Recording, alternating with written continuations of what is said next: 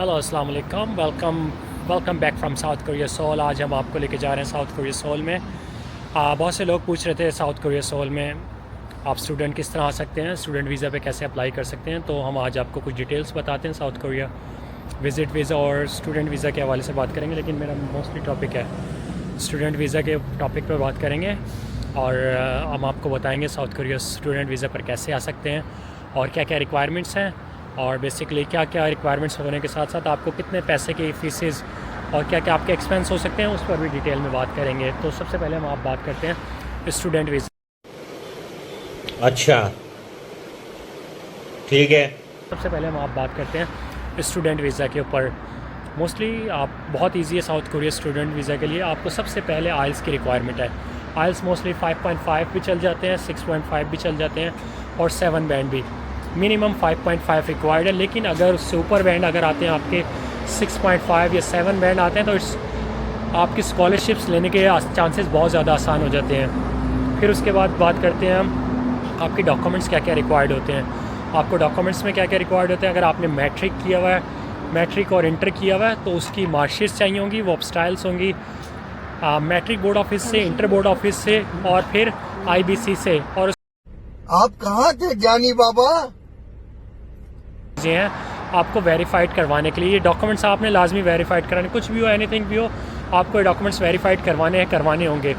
फिर उसके बाद जब आप ये डॉक्यूमेंट्स वेरीफाइड करा लेते हैं, फिर उसके बाद आता है, उसके साथ आइल्स भी आप कर रहे होते हैं, आइल्स भी आपका कंप्लीट हो जाएगा। फिर उसके बाद आपके डॉक्यूमेंट्स भी वेरीफाइड हो जाएंगे। फिर आपको होगा यूनिवर्सिटीज़ में एडमिशन का। तो साथ साथ आप पहले आइल्स करते रहें, आइल्स के साथ साथ डॉक्यूमेंट वेरीफाई करवाते रहें। फिर उसके बाद आता है आप यूनिवर्सिटीज़ ढूंढते हैं। उसके बाद आपके एक्सपेंस आते हैं। सबसे मेन एक्सपेंस है आपकी ट्यूशन फ़ी यूनिवर्सिटीज़ की। मोस्टली अगर आपके आइल्स में ज़्यादा बैंड आते हैं, मिसाल के तौर पे 6.5 और 7 बैंड आपके आते हैं, तो देन इट्स वेरी इजी। आपका बहुत आसानी से आपको 50% और मे बी पॉसिबल 70% आपको चांसेस हैं आपको वीज़ा 70% है चांसेस आपके स्कॉलरशिप्स लगने के। अगर वो भी नहीं होता तो फिर आपको 50% तो लाजमी है आपके स्कॉलरशिप्स के।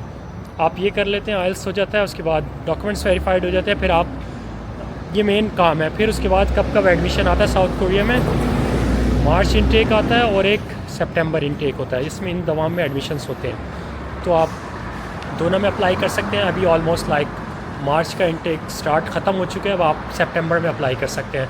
सितंबर के अप्लाई करने के लिए आपको उससे पहले अप्रैल मई में तैयारी करनी होती है। अप्रैल मई में आप लेते हैं तो फिर दैन आपकी 1 सितंबर से क्लासेस स्टार्ट होती हैं। तो उसके लिए ज़्यादा से ज़्यादा मोस्टली इट्स नॉट बहुत ज़्यादा फ़ीस नहीं होती इसकी। मोस्टली तकरीबन $3,000 और $4,000 फ़ीस ना। Mostly it's depend on universities और यूनिवर्सिटीज़ की कितनी फ़ीसेस हैं मोस्टली, लेकिन $3,000 $3,500 से ज़्यादा फ़ीस नहीं होती। तो ये हो गया फ़ीस का भी। और आप लेके कितने आएंगे उसके लिए तकरीबन ऑलमोस्ट लाइक आप लेके आ सकते हैं $1,500 आपके लिए इनफ है। शुरू में आपको डोमेट्री में रहना पड़ेगा। फिर उसके बाद आप डोमेट्री के बाद आप जब आपको इजी टू यूज़ हो जाते हैं, एक्सेस यूनिवर्सिटीज़ जाना आना आप कर लेते हैं, तकरीबन $300 आप डोमेट्री की आपको फ़ीस पे करना होगी। तकरीबन 6 मंथ की, ऑलमोस्ट 6 मंथ टू 4 मंथ्स की फ़ीस होती है। ये भी वेरी करती है, डिपेंड्स ऑन आपकी यूनिवर्सिटी कौन सी है और आपके क्या क्या प्रोवाइड कर रहे होते हैं। जब ये आप साउथ कोरिया के लिए अप्लाई कर लेते हैं, सब चीज़ें हो जाती हैं, आप यहाँ आ जाते हैं, उसके लिए बहुत सारे, उसके बाद आप क्या कर सकते हैं, उसके बाद आप एराबाइट्स कर सकते हैं। एराबाइट्स का मतलब होता है कि आप पार्ट टाइम जॉब है, पार्ट टाइम जॉब के लिए आपको तकरीबन 40 आवर्स अलाउ होते हैं। इस डिपेंड ऑल्सो ये भी डिपेंड करता है आपका आइल्स में क्या स्कोर है। अगर स्कोर अच्छा है तो आपको 30 hours plus Friday Saturday Sunday, जिस दिन आपकी क्लास होगी सैटरडे संडे, आप अनलिमिटेड कर सकते हो 12 घंटे 14 घंटे। लेकिन इवन इन द कॉन्ट्रैक्ट, आपके कॉन्ट्रैक्ट में शामिल होनी चाहिए तमाम चीज़ें। आप यूनिवर्सिटी से जब आप आ जाते हैं, यहाँ पर पहुँच जाते हैं, यूनिवर्सिटी आपकी ID कार्ड बनवाती है, दैन आप एलिजिबल होते हो वर्क परमिट के लिए। आप इमिग्रेशन में जाते हो, वर्क परमिट अप्लाई करते हो, फिर आप उसके बाद नेक्स्ट प्रोसेस में चले जाते हो। आप वो रह रहे हो, पैसे कमा रहे हो।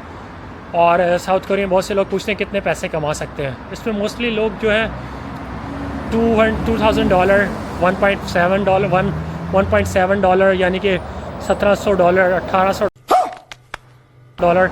इट्स डिपेंड ऑन आपके वर्क कंडीशंस कैसी हैं, आप कितनी देर वर्किंग कर सकते हो। अगर मिसाल के तौर पे आपके पास 3 दिन है, 3 दिन जॉब करते हैं, तो तकरीबन मिनिमम $1,000 आप आराम से अर्निंग कर सकते हो।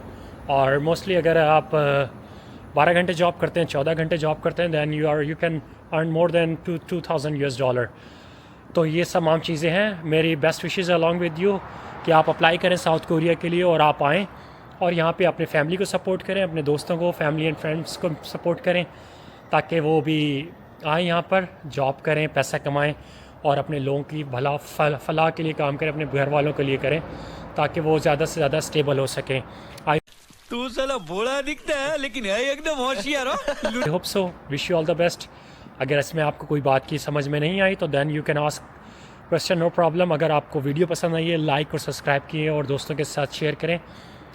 ये मोस्टली है कि आप कुछ आएंगे, आपकी अगर आज कुछ सोचते हैं तो तकरीबन it takes time like 1 year almost. Like अगर आज से स्टार्ट करते हैं तो अप्रॉक्सीमेटली 6 मंथ लगते हैं आपको आइल्स की प्रिपरेशन और दूसरी सब तमाम चीज़ें करने के लिए। तो मेरी दुआ है, मेरी best wishes along with you हैं कि आप आएँ साउथ कोरिया में, क्योंकि बांग्लादेशी स्टूडेंट, इंडियन स्टूडेंट्स बहुत सारे आ रहे हैं, हमारे पाकिस्तान से स्टूडेंट्स कम आ रहे हैं। तो I hope so, wish you all the best from South Korea. मिलते हैं फिर नेक्स्ट व्लॉग में, जब तक बाय बाय, टेक केयर, अल्लाह हाफिज़।